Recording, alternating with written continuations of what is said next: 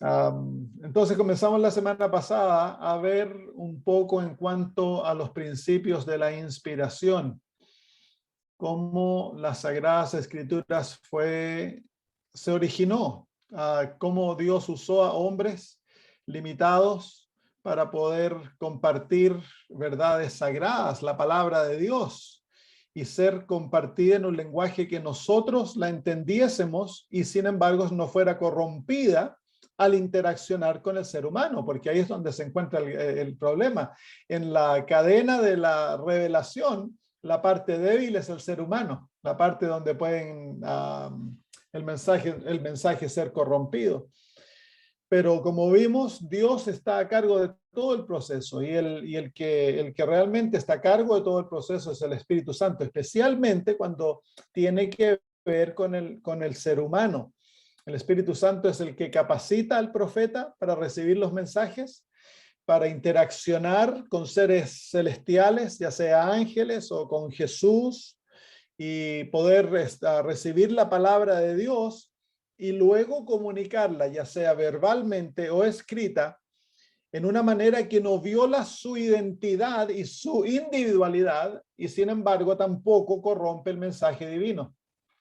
Si no fuese por el Espíritu Santo, el proceso de la revelación, el proceso de la inspiración sería imposible. Es el Espíritu Santo el que lo hace posible, pues el ser humano naturalmente tiende a la corrupción. Somos llevados a nuestra idea, queremos hacer lo que a nosotros nos parece. Y Dios tiene que obrar en nosotros sin violar nuestra conciencia, sin violar nuestra individualidad y a la misma vez sin que nosotros violemos el mensaje que Él desea otorgarle a la raza humana y que éste no sea corrompido por ideas que han sido creadas en la mente y en el corazón del ser humano. Entonces, las Sagradas Escrituras y también los escritos de Elena de White fueron otorgados de esta manera. Por lo tanto, nosotros podemos tener plena certeza de que las Sagradas Escrituras y los escritos de la hermana de White son la palabra de Dios. Y no hay diferenciación. La inspiración de la Biblia y la inspiración de Elena de White es el mismo principio. Ella no fue menos inspirada que Moisés o que Daniel. No, la inspiración obra de la misma manera. No hay niveles de inspiración. La persona es inspirada o no es inspirada, o es profeta verdadero o no es profeta, simplemente. Y si una persona se llama profeta, pero no ha sido realmente enviada por Dios, entonces es un profeta falso y está inspirado por un espíritu satánico.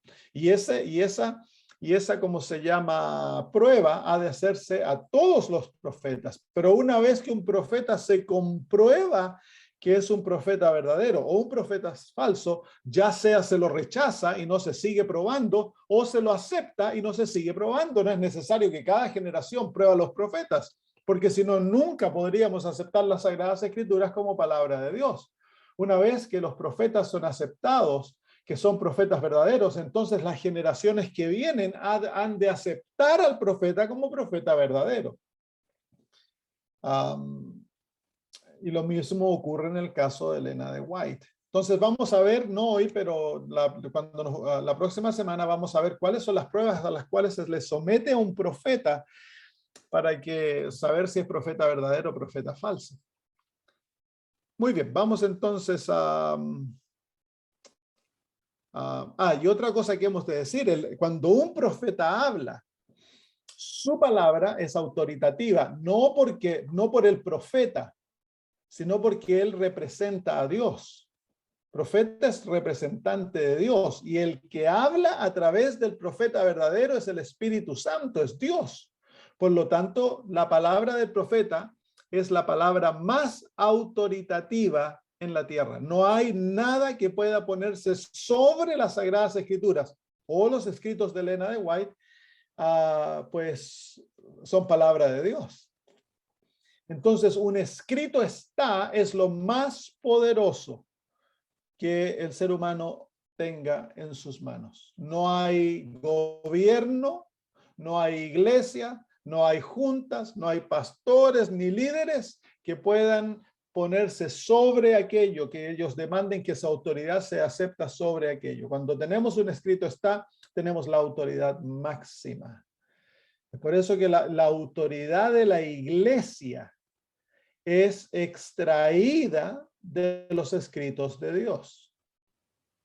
Si la iglesia, si el pueblo de Dios es obediente y camina de acuerdo a la luz otorgada, entonces tiene autoridad divina.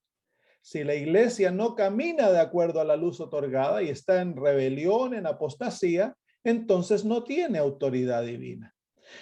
Por más que demanden lealtad, por más que demanden obediencia, si sus mandatos y requerimientos no están basados en las Sagradas Escrituras, entonces no se le puede otorgar obediencia ni lealtad.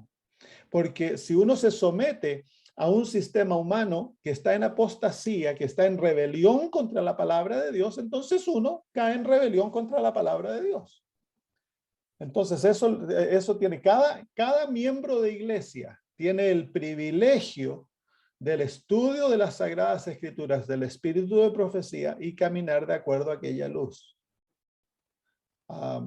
Nuestra conciencia no ha de ser sometida a ser humano. Ahora, hemos de caminar en unión y unidad con los demás hermanos y con nuestros líderes, pero cuando se exige lealtad basada en leyes humanas que contradicen lo que Dios ha revelado, entonces nuestro deber es obedecer lo que Dios ha revelado, no lo que el hombre ha dicho.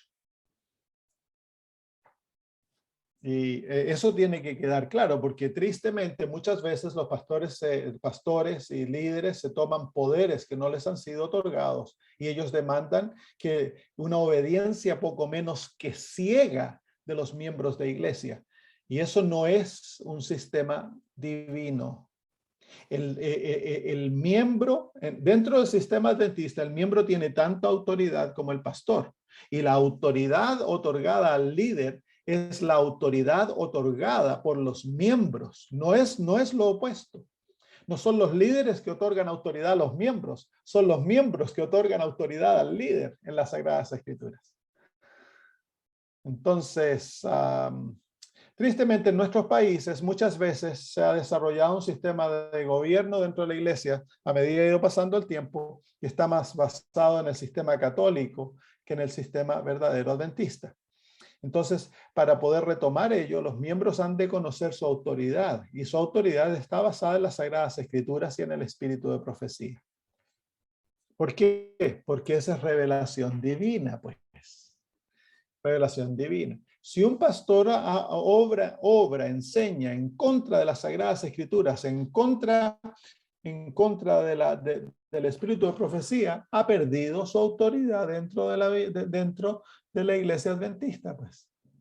Si yo me pongo a enseñar en contra y me pongo a hablar de que en contra de la creación, en contra de los principios de Elena de White, del espíritu de profecía, entonces yo he perdido mi autoridad dentro de la iglesia. ¿Por qué? Porque estoy en contra de aquello que nos hace iglesia, pues. Muy bien. Vamos entonces a ver algunas otras cosas de lo que hablamos la semana pasada. Lo último que terminamos diciendo es que hay dos modos de comunicación del profeta hacia el pueblo. Uno es verbal y el otro es escrito. Y es Dios quien le dice al profeta cómo ha de comunicar su mensaje. Cómo ha de comunicar su mensaje. No queda libre para el profeta escoger cómo él ha de comunicar el mensaje. Es Dios que le dice escribe. Fue Dios que le dijo a la hermana de White que ella debía escribir en libros las profecías, las visiones que ella recibía. No tan solo debían ser comunicadas verbalmente, Dios deseaba que fueran escritas. Pero hay otros profetas que no dejaron nada escrito. Dios simplemente les dijo que comunicaran su mensaje en forma verbal. Hay muchos profetas, varios profetas en las Sagradas Escrituras que los conocemos por nombre, pero no conocemos sus escritos. Hay otros que tenían escritos, por ejemplo, en el libro de Josué, en el libro de 1 Samuel, se mencionan unos profetas que se veía que habían libros de ellos, pero esos libros eran para una necesidad local, no fueron transmitidos para las generaciones que vinieron después, eran para necesidad local. Eso es lo otro que hay que ver, que hay profetas que cumplen una necesidad local y hay profetas que cumplen una necesidad universal. Los profetas que nosotros tenemos en las Sagradas Escrituras, ellos son de carácter universal. Dios los dejó en la Biblia para que sus mensajes fueran escuchados por todos a través de todas las edades. Así que es un carácter universal. Hay otros profetas que cumplen un carácter local. Por ejemplo, las profetisas de Felipe, las hijas de Felipe eran profetisas. No tenemos escritos de ellas, no conocemos sus mensajes, y sin embargo, ellas eran profetas. Entonces, claramente hay profetas que cumplen distintas labores. Aprendimos la semana pasada también de que el profeta, por regla general, sus mensajes no le son dictados. Un ángel no se para al lado de él y comienza a escribir, a decirle lo que él tiene que escribir palabra por palabra, como cuando nosotros éramos niños íbamos a la escuela. ¿Se acuerdan? La profesora nos iba dictando y nosotros teníamos que escribir palabra por palabra lo que ella decía. No es así. En la mayor parte de las veces, a no ser de que el profeta esté citando la palabra de Dios, no es dictación.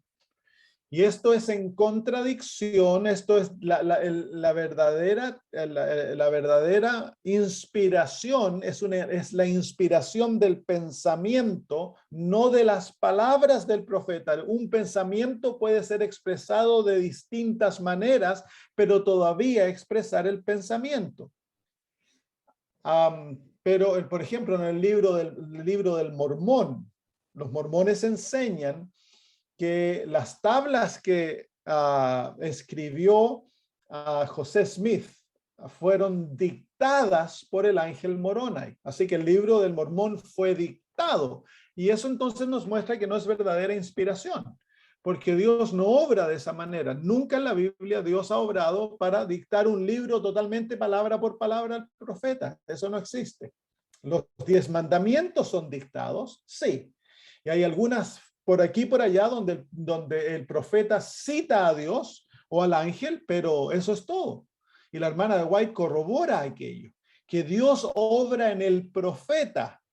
La inspiración es en el profeta, es en la persona, no en sus palabras. Las palabras son guiadas por el Espíritu Santo para que sean escogidas por el profeta para expresar correctamente el pensamiento y el mensaje que le ha sido otorgado. El profeta tiene la experiencia del mensaje, pero las palabras son escogidas por el profeta. Es por eso de que cuando nosotros vemos, por ejemplo, Elena de White escribe, Elena de White tuvo poca educación. Y su manera de expresión va cambiando a medida ella va madurando y va leyendo. Ella era una lectora muy ávida y se cree que tenía memoria fotográfica. Así que cuando uno lee, por ejemplo, los primeros escritos, que fue uno de sus primeros libros, la manera de comunicación es muy sencilla. Cuando uno lo compara con el libro deseado de todas las gentes, su manera de escribir, de expresarse, se ha vuelto muy rica y muy elaborada. Entonces se ve el crecimiento intelectual del profeta a través de los años, y eso es de esperar. Entonces ahí uno ve de que Dios no está obrando en dictar las palabras, Dios está obrando a través del pensamiento del profeta, de los mecanismos de pensar del profeta. Entonces, eso nos muestra claramente, la hermana de White tenía secretarios, porque ella muchas veces tenía problemas con falta de ortografía, porque ella llegó hasta el año 3º de educación. Entonces ella escribía lo que tenía que escribir todas las mañanas, se levantaba muy temprano y luego que ella terminaba de escribir, le pasaba sus escritos a sus secretarios y los secretarios le corregían su gramática y sabía que habían frases que no estaban bien construidas, ellos volvían donde ella y le decían, mira, esta es una mejor manera de expresarla. Ella la leía y ella la aprobaba o la desaprobaba. Y vemos en la Biblia exactamente, vemos que Jeremías tenía secretario, que Pablo tenía secretario. Pablo no podía escribir porque era casi ciego, entonces usaba a alguien para que le escribiera sus cartas y al final él ponía su firma y por lo general la firma era en grandes letras porque él no podía ver las pequeñas letras. Entonces, nosotros muchas veces pensamos, bueno, el profeta inspirado, el profeta se ponía a escribir solito. No necesariamente. Por ejemplo, Baruch, que era el secretario de Jeremías, Jeremías le dice, anda y escribe el libro. Y fue Baruch que escribió el libro y se lo presentó al profeta porque el profeta estaba en cárcel. Así que interesante, él se lo dice, se lo dicta, se lo muestra cómo tiene que escribir. Baruch lo escribe y luego se lo presenta al profeta y el profeta se lo lee al pueblo. La inspiración trabaja de maneras muy múltiples. Entonces, pero al final tenemos la seguridad que no importa cómo el profeta escribió, manifestó su mensaje, el mensaje es 100% fidedigno y podemos confiarlo. Que al final lo que tenemos en nuestras manos es la palabra de Dios, no es la palabra del hombre. No es invención del ser humano. El hombre ha estado trabajando en unión completa con el Espíritu Santo y el Espíritu Santo es el que los ha movido para que ellos transfieran lo que recibieron de una manera fiel. Ahora, otra de las cosas que nosotros debemos entender es de que los profetas muchas veces usaron fuentes externas para componer sus mensajes. Por ejemplo, el Espíritu Santo trae a memoria del profeta cosas que ellos han leído. El profeta, el Espíritu Santo los guía a usar fuentes externas y les da sabiduría para escoger sabiamente aquello que es verdad y separarlo del error. Vamos a ver algunos ejemplos de ello. Por ejemplo, el libro de Proverbios, que fue escrito por Salomón. No son proverbios que se le ocurrieron a Salomón o que Dios se los otorgó a través de la revelación. El Espíritu Santo guió a Salomón para escoger proverbios que eran proverbios sabios en el tiempo de Salomón y Salomón los escogió, los editó y los puso en el libro de Proverbios.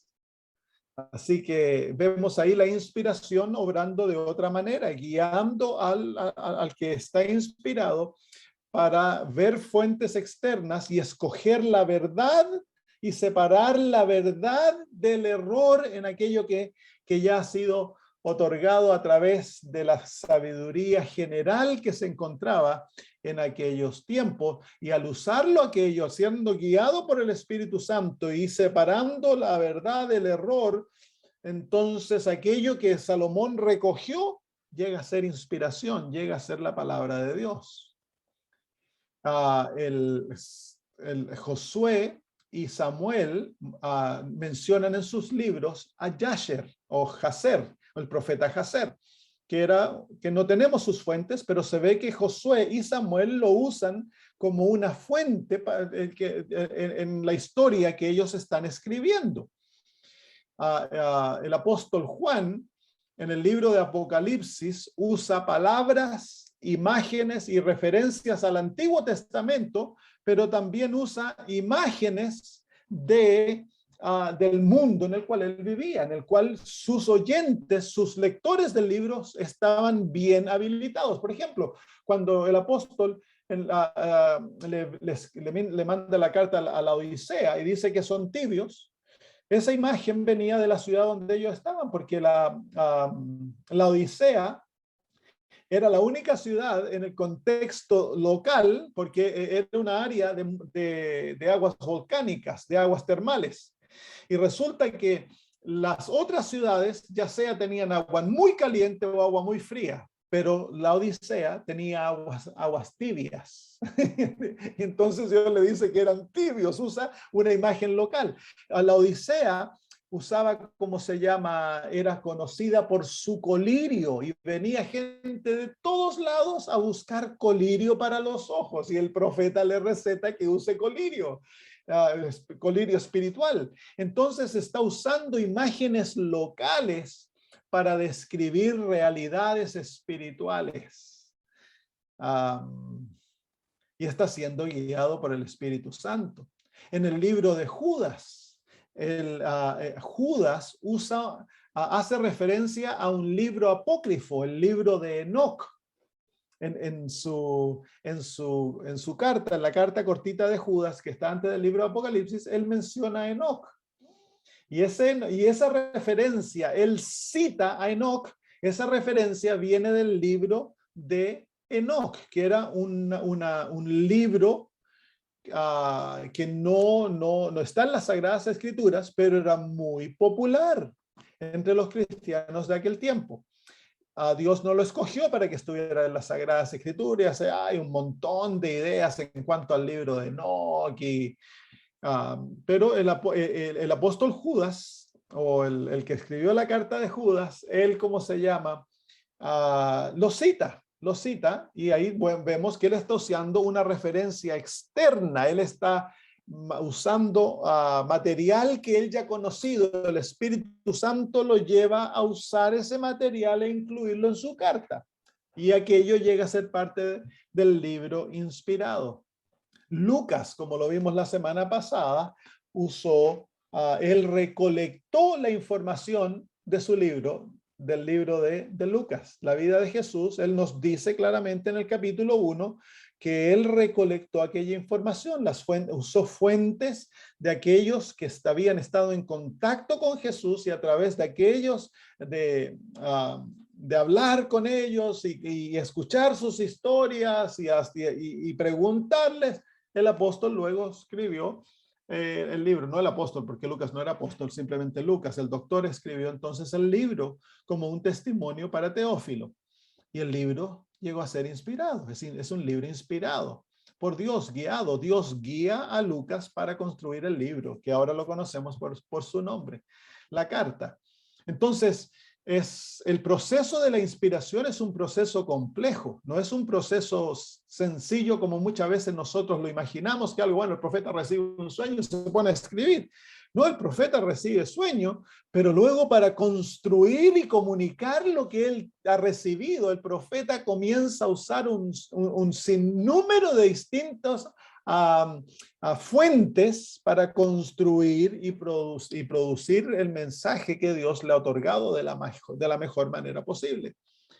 Esa es una de las cosas que uno al leer los escritos de Elena de White, uno se da cuenta de cuán incapacitada ella se siente para comunicar aquello que Dios le ha revelado. Y cómo se llama, especialmente los libros Deseado de todas las gentes, el libro Conflicto de los siglos, ella usa muchas fuentes históricas para poder ¿cómo se llama? Transcribir aquello que ha visto en visiones y le ha sido puesto en su mente y en interacción con Jesús y ángeles le ha sido otorgado. Ahora ella tiene que ponerlo en escritura, es una obra dificilísima. Entonces el Espíritu Santo la guía para ir escogiendo fuentes, para escoger aquello que es correcto y separarlo de lo incorrecto. Es una obra bastante maravillosa. En los mensajes proféticos encontramos varias formas de comunicación. Encontramos historia en forma histórica, encontramos historias en forma de lo que nosotros llamaríamos cuentos, pero son historias verdaderas, encontramos poesía, encontramos profecía, encontramos parábolas, narración de eventos. Entonces hay muchas formas de las cuales el profeta, de acuerdo a su personalidad, de acuerdo a su conocimiento, de acuerdo a lo que él les ha traído, comunica. Si él tiene deseo, si tiene deseo científico, el profeta va a comunicar de acuerdo a ello. Si él tiene Si a él le encanta la historia, si es un historiador, entonces él va a comunicar sus mensajes o Dios lo va a usar para comunicar historia. Y así vemos tanta variedad en las Sagradas Escrituras que muestra las distintas mentes de los profetas que fueron usados por Dios. Así que debemos ver esto, que los mensajes llevan la marca de la experiencia personal del profeta, de su aprendizaje y de las experiencias de la vida. Todo eso nos muestra, lo podemos ver a través de la escritura de los profetas.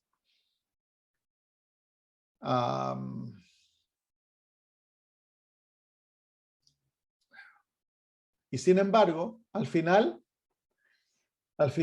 de este proceso maravilloso de la inspiración, el producto de esto es una pieza maestra de la unión entre lo humano y lo divino.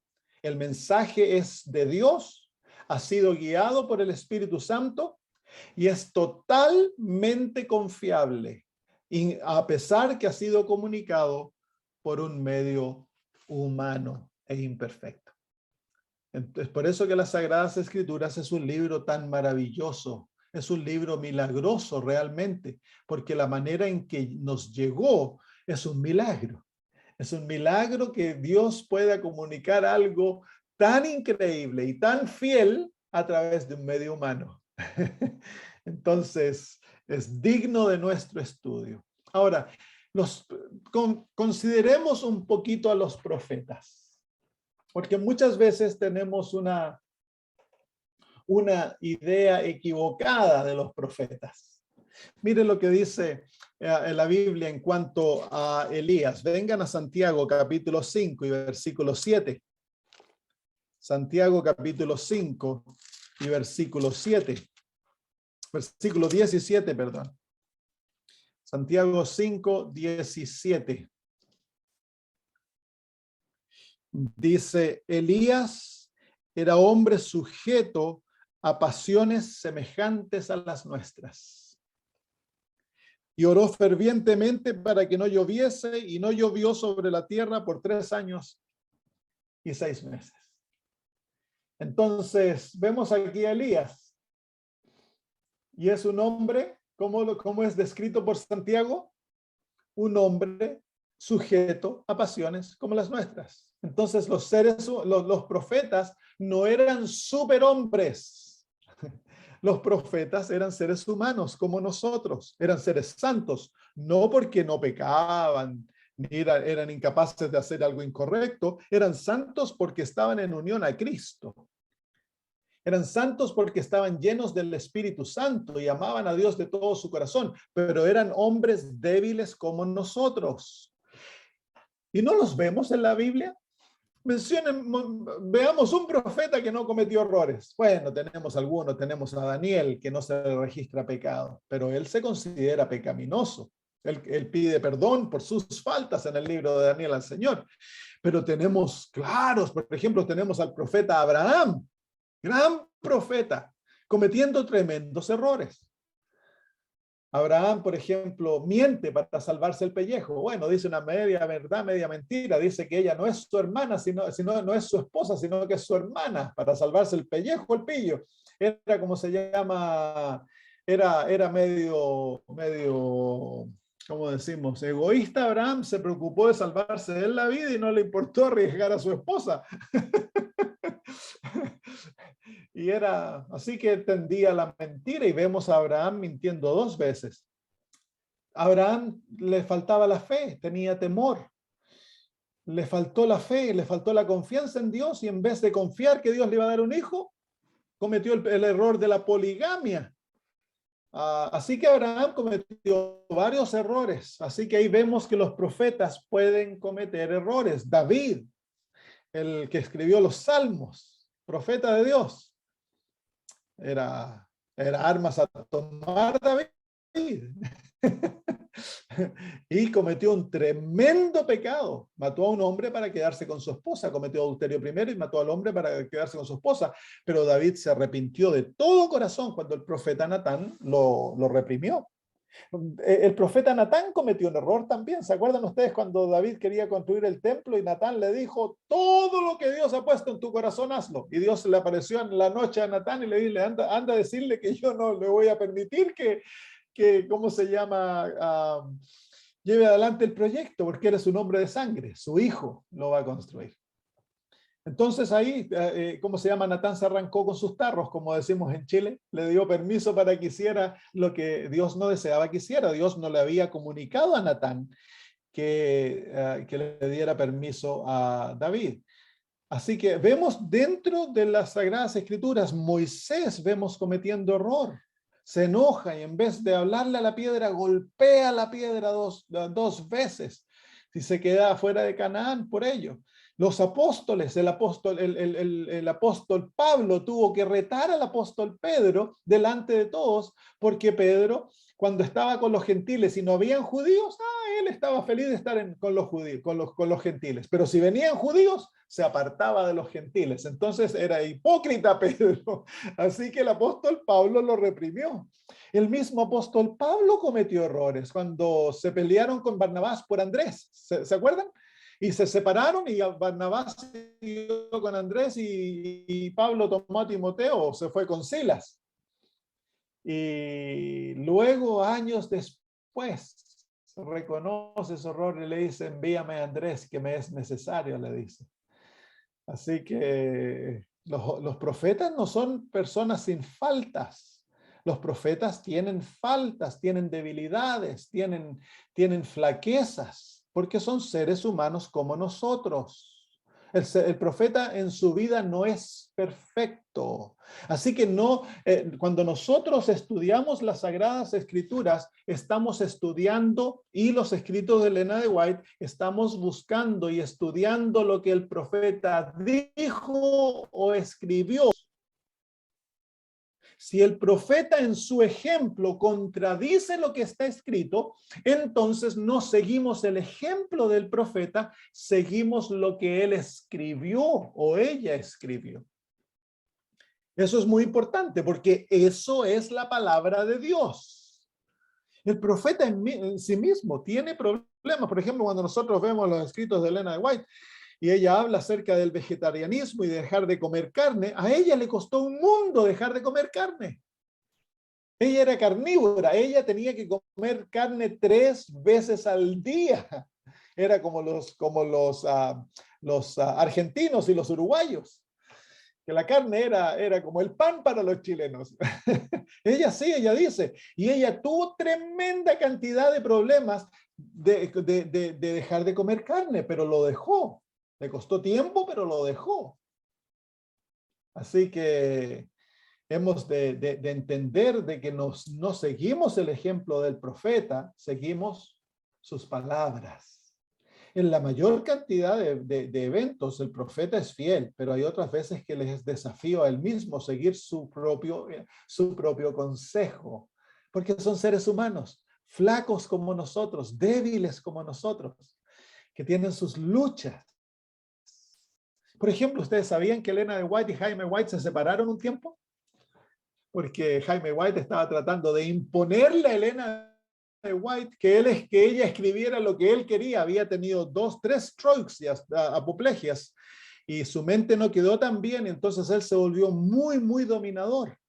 Y Elena de White le dijo, me voy a tener que separar de ti porque yo no puedo permitir que tú trates de influenciar mis escritos. Así que estuvieron casi un año separados.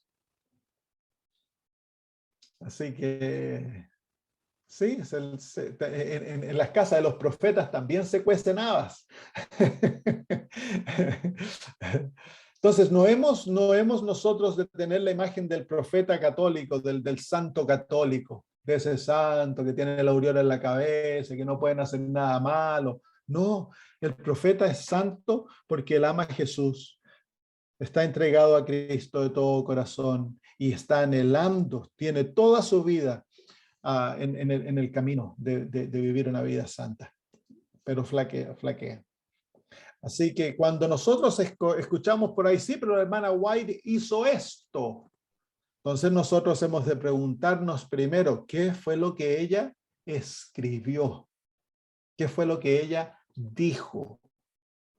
No primero su ejemplo, sino que primero lo que está escrito. Eso es lo más importante.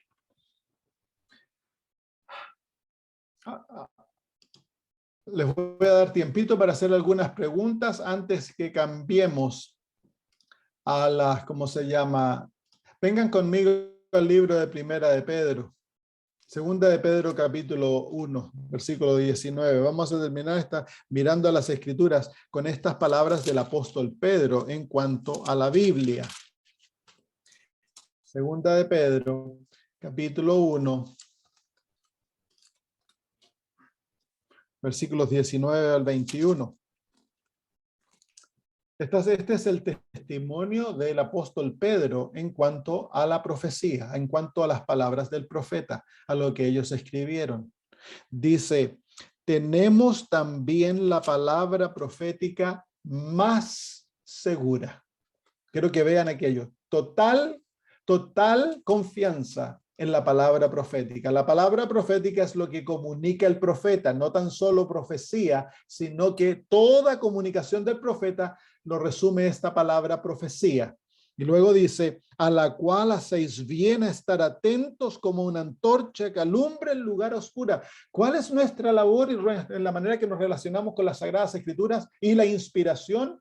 Nosotros hemos de estar atentos a los mensajes de los profetas como una luz que alumbra el lugar oscuro. Nuestra labor no es tratar de buscar lo que es inspirado, lo que no es inspirado, porque esa distinción no existe en la Biblia. Tratar de decir, bueno, esta porción de las Sagradas Escrituras fue inspirada, pero a mí me parece, incluso Martín Lutero, por ejemplo, Martín Lutero creía que el libro de Santiago no era inspirado y que se habían equivocado en ponerlo en la Biblia. Eso no nos pertenece a nosotros. Porque el mensaje profético es todo inspirado totalmente y hacemos bien en estar atentos a la palabra profética. Olvidémonos de las dudas, olvidémonos del rebuscar por aquí por allá. No, miremos las Sagradas Escrituras y el espíritu de profecía con plena certeza que es la palabra de Dios. Y Dios, queridos hermanos, no se equivoca. Dice, hasta que el día esclarezca y el lucero de la mañana salga en vuestros corazones. Entendiendo primero esto, que ninguna profecía de las Escrituras es de privada interpretación, porque nunca la profecía fue traída por voluntad humana, sino que los santos hombres de Dios hablaron siendo inspirados por el Espíritu Santo. Así que ahí tenemos plena confianza, plena certeza de la naturaleza de la inspiración de la palabra de Dios y que podemos tener plena confianza en ella. La única seguridad que tenemos como pueblo de Dios, la única seguridad es tener nuestros pies bien fundamentados en la inspiración, en aquello que es inspirado. Cualquier otra plataforma es arena movediza, queridos hermanos. Cualquier otra plataforma. La ciencia es lindo conocerla, pero la ciencia no es fundamento para nuestras decisiones. Es importante que toda decisión sea basada en un escrito está. Así dice el Señor. Vamos al libro de 2 de Timoteo 3, 15 al 17. ¿Cuál es el objetivo supremo de la revelación? ¿Cuál es el objetivo supremo de la revelación? 2 de Timoteo 3, 15 al 17.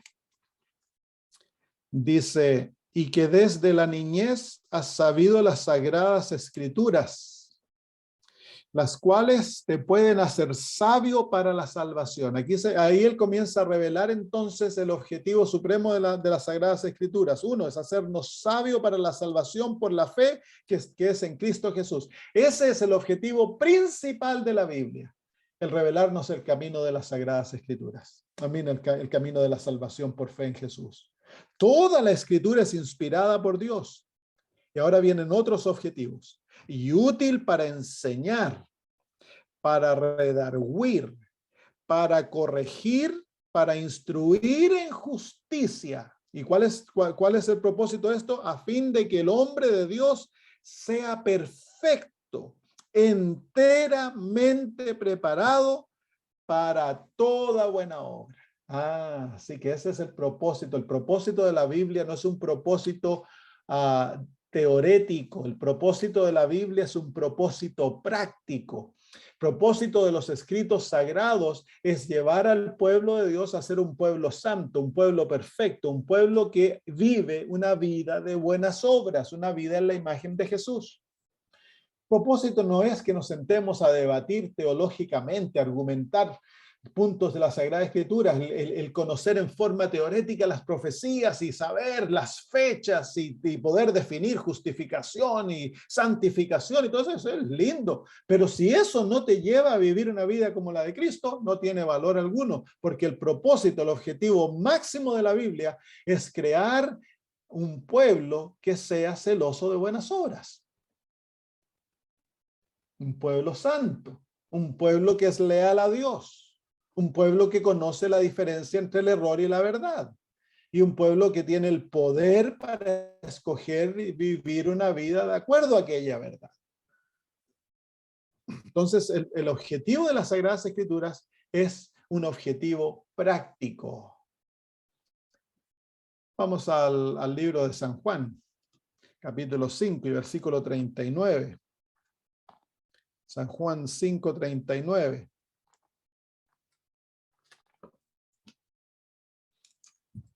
Dice, escudriñad las Escrituras, porque a vosotros os parece que en ellas tenéis la vida eterna, y ellas son las que dan testimonio de mí. Ahí se encuentra nuevamente el propósito más glorioso de las Sagradas Escrituras, el revelarnos a Jesús. El revelar a Jesús y luego revelar el camino de la salvación por fe en Cristo Jesús. Y luego el resultado de ello, las Escrituras nos pueden entrenar, enseñar, corregir para vivir una vida de acuerdo a la de Jesús.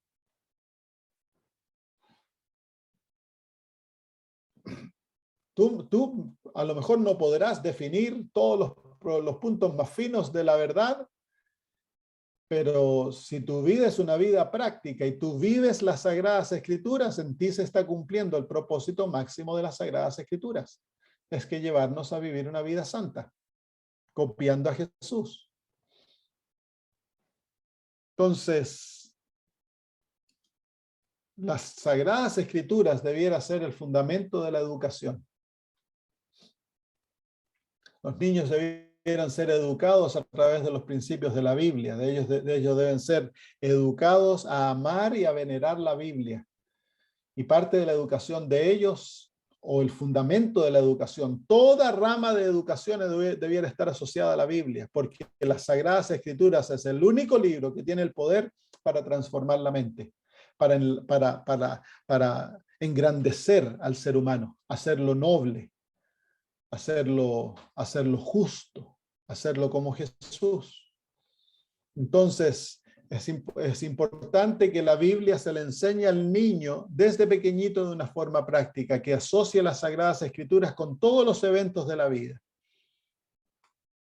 Tristemente hemos perdido aquello. Nuestra educación es muy basada en la teoría. Todo es teoría.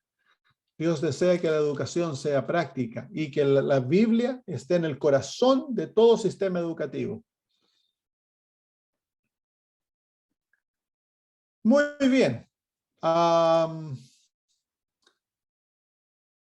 Les quería presentar también un poquito acerca de cómo la Biblia predecía el origen de Elena de White como profeta. Pero ¿hay alguna pregunta en cuanto a la inspiración de las Sagradas Escrituras, de lo que hemos hablado hasta este momento? Pastor, yo quisiera hacer una pregunta. ¿Sí? Hay escritos, hay gente que fundamenta que la Biblia no es palabra inspirada, sino que fue copia de leyendas y cosas que fueron escritas antes por historiadores que cuentan la historia de la creación, o sea, nada que ver a la verdad que conocemos la Biblia, pero muchas cosas hablan de que la mujer comió la manzana, cuando uno lee esas leyendas, y fueron escritas antes de la Biblia. Yo la verdad que me enteré hace poco en otro curso de esto, y me llamó la atención eso, y hay gente que uno se pone a leer y fundamentan por qué la Biblia es como una copia a otras leyendas, digamos. Claro, ¿Cómo es que poder fundamentar? No sé. el origen, el origen, ah, la historia de los orígenes, no necesariamente tiene que haber sido otorgada en forma milagrosa a Moisés, sino que es la historia de los orígenes es un conocimiento general. Cuando tú vas a estudiar culturas, la gran mayoría de las culturas antiguas tienen historias muy similares a la de la Biblia, pero con aberraciones. Entonces, cuando Dios guió a Moisés a escribir la historia de los orígenes, Moisés tiene que haberlo hecho tanto por la material que él recibió de sus antepasados, que era el conocimiento correcto a través de la línea sagrada, y también Dios a través de sueños y visiones le tiene que haber otorgado detalles que se habían perdido. Porque claramente vemos, por ejemplo, en la China, el lenguaje chino antiguo, tú puedes encontrar en sus pictógrafos mucho de la historia ¿cómo se llama?, de la creación. Y es hasta Daniel 11, que es cuando se separan las naciones, mucho de aquello del lenguaje chino se encuentra muy similar a las Sagradas Escrituras. Entonces los misioneros, cuando descubrieron ello, comenzaron a usar aquello como un elemento a través del cual podían llevar a los chinos a mostrarles de que el verdadero Dios de ellos era el Dios de la creación, el Dios de la Biblia. Y así en muchas culturas tienen la historia de la creación, la historia del diluvio y la historia de la Torre de Babel. Y ahí es donde se acaba, porque luego se fueron separados y tan solo la verdad fue entonces transmitida a través de la línea escogida por Dios, de la línea sagrada. Así que es verdad que no es original a las Sagradas Escrituras la historia de la creación, pero las Sagradas Escrituras contienen la correcta, ¿cómo se llama?, la correcta historia, sin ser corrompida. Claro, ahí sería un ejemplo de que el Espíritu Santo guió a sacar la verdad nada más y el error quedó. Claro.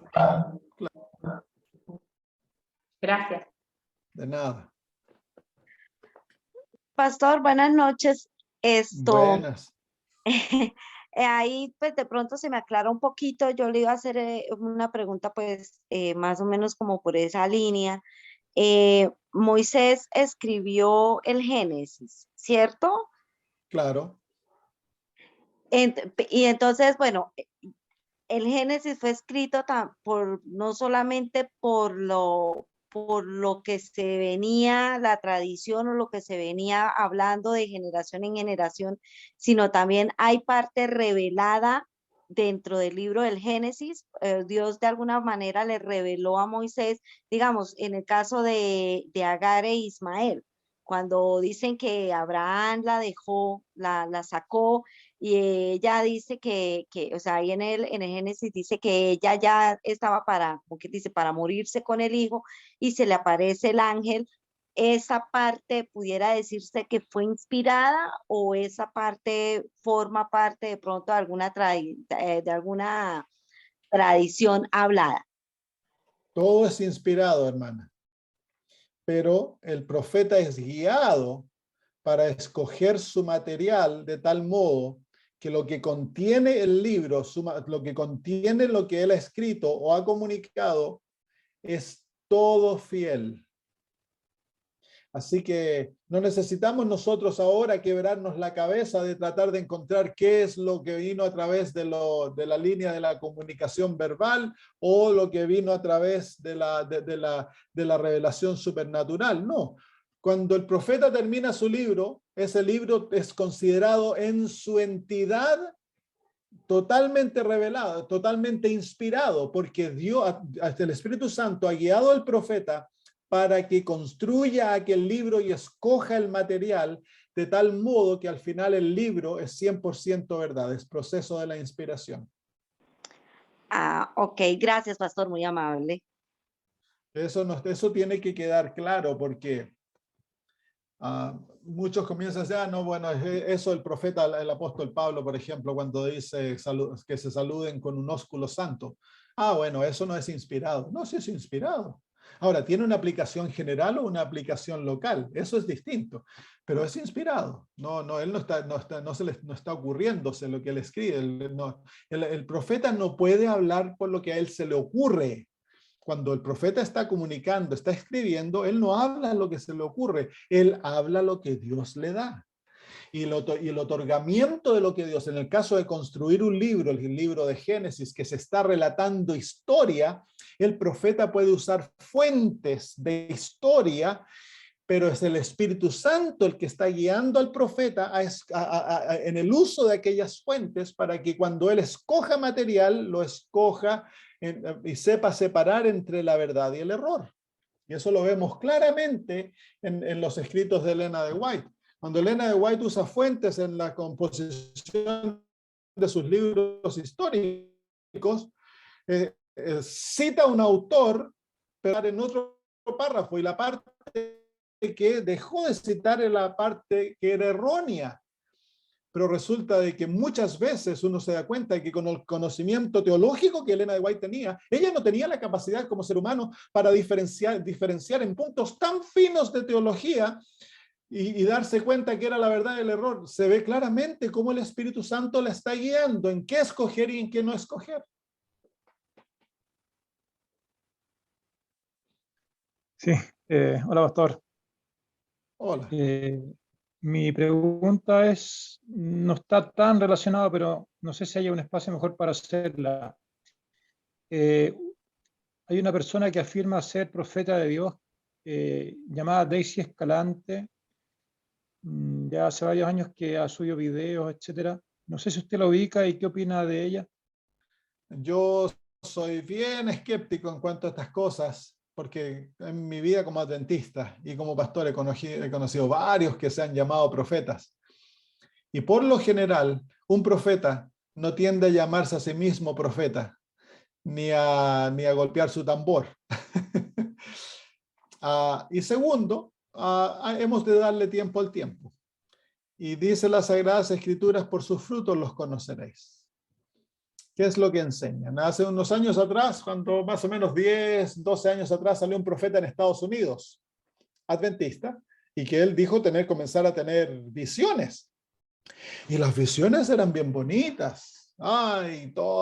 Escribía muy parecido a Elena de White. Entonces los hermanos aquí en Australia, comenzaron a caer como moscas. Yo les decía, hermanos, no corran, no corran. Denle tiempo al tiempo, deje que madure los frutos, la enseñanza, veamos qué produce. Uno en la vida de la gente, hay que ver luego qué produce en la vida misma del profeta y ver cuál es el resultado de todo esto. Bueno, por varios años, 2 o 3 años, parecía que este hombre era buen profeta, lo que hablaba, las profecías que decía, parecía, muy bien. Hasta que comenzó a caer por su propio peso. Uno comenzó a enseñar que el diezmo había que pagárselo a él, que no había que dárselo a la iglesia, entonces ya se levantan las alarmas y uno comienza a decir, porque Elena de White nunca enseñó eso, la Biblia nunca enseñó eso.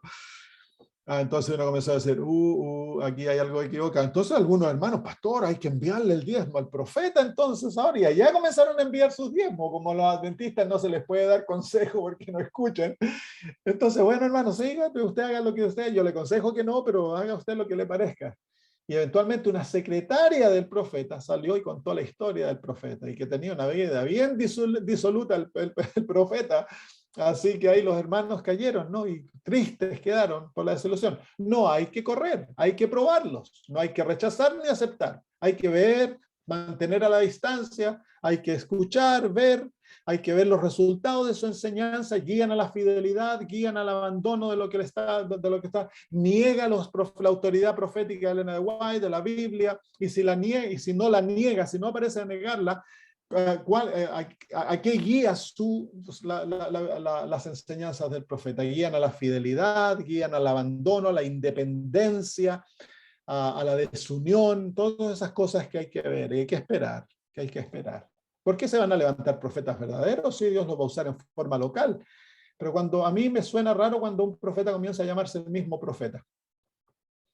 Y entonces, bueno, hay que darle tiempo, hermano Waldo. Yo no le puedo decir si es verdad o error, no he tenido contacto con ella, así que ni con sus enseñanzas. Y por lo general no soy muy interesado en ir a comenzar a investigar lo que enseñan y todo eso, porque tengo más tiempo estudiando la Biblia y el espíritu de profecía. Prefiero pasar mi tiempo en ello. Tenemos tanta luz como pueblo que no conocemos. ¿Por qué no agarrar los libros de la hermana de White y leerlos? Buscar, invertir en ellos. Ahora son gratis, puedes bajarlos en la internet gratis. ¿Por qué no leerlos y investigar aquella luz? Y ser fieles a aquella luz. Tan maravillosa. Así que no, hermano Waldo, no le puedo dar respuesta en eso. Gracias. Pero ese es el consejo. Por sus frutos los conoceréis. ¿Hay alguna otra pregunta por ahí, hermano?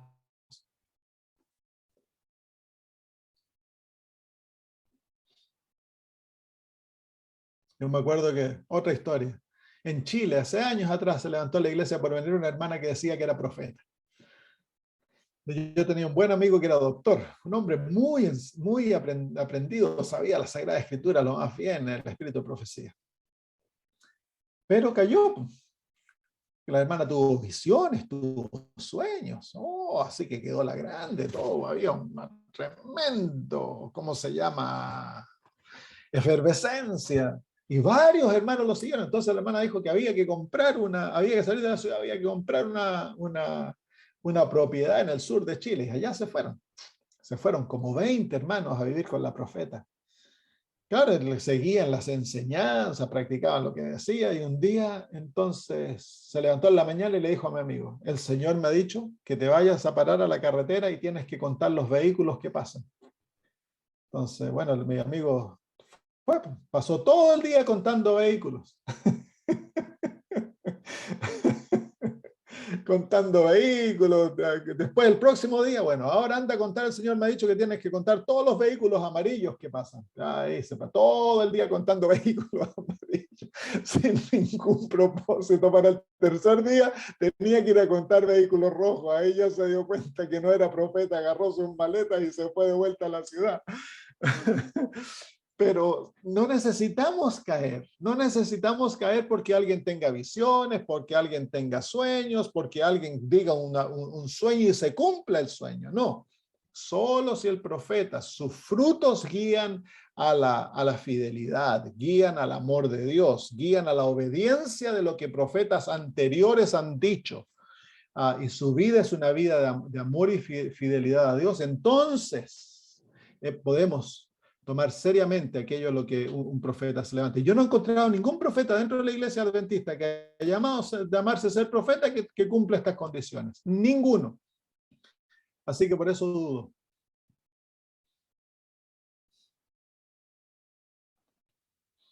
Aquí tengo una pregunta que me dice: ¿cómo hablar de Elena de White a personas que no son adventistas? ¿Se recomienda en determinado momento? Sí, Elena de White nos enseña de que nosotros no hemos de introducir ni sus escritos ni a ella al principio. Hemos de introducir las Sagradas Escrituras, y todas nuestras verdades han de estar basadas en la Biblia, porque nuestras verdades no provienen de Elena de White, las verdades provienen de las Sagradas Escrituras y deben ser probadas por la Biblia. Y eventualmente llega el momento cuando una de nuestras verdades, que es el espíritu de profecía, entonces, cuando la persona ya ha madurado en Cristo, ha aprendido a amar al Señor, ha aceptado las grandes verdades del remanente, entonces ahí hemos de introducirlos fielmente al espíritu de profecía y enseñarles a leer sus escritos, cómo leerlos y cómo adoptarlos en su vida. Eso se ha dejado de hacer. A los nuevos conversos no se les enseña esto. Entonces tenemos ya generaciones de adventistas que no conocen a Elena de White. O la conocen de nombre, pero no conocen lo que ella enseña, cómo lo enseña, sus escritos. Entonces, hemos de enseñar a nuestros conversos a amar el espíritu de profecía, a aceptarlo y a caminar de acuerdo a las enseñanzas.